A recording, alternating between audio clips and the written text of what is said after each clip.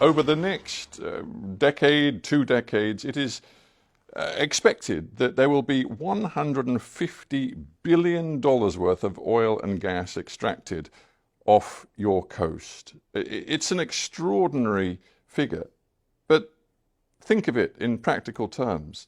That means, according to many experts, more than 2 billion tons of carbon emissions will come from your seabed, from those reserves, and be released into the atmosphere. I don't know if you as a head of state went to the COP in Dubai. Let me stop you right there. Let me stop you right there.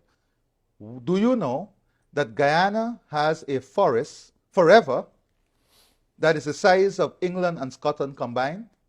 A forest that stores 19.5 gigatons of carbon, a forest that we have kept alive, a forest that we have kept alive. Does that give you the right? No, Does no, that give you the right to release all of this carbon? Does that give you the right to lecture us on climate change? I am going to lecture you on climate change because we have kept this forest alive that stores 19.5 gigatons of carbon that you enjoy, that the world enjoy, that you don't pay us for, that you don't value, that you don't see a value in, that the people of Guyana has kept alive. Guess what? We have the lowest deforestation rate in the world. And guess what?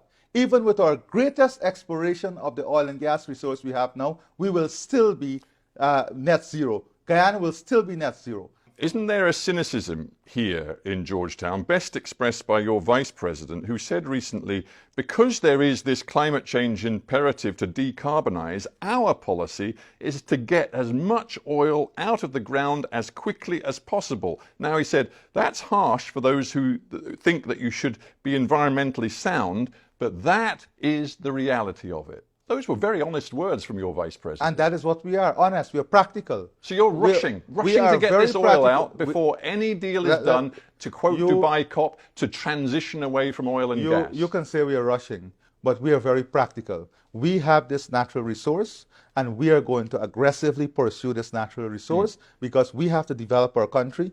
We are committed to the development of this region. We have to create the opportunity for our people because no one is bringing that for us.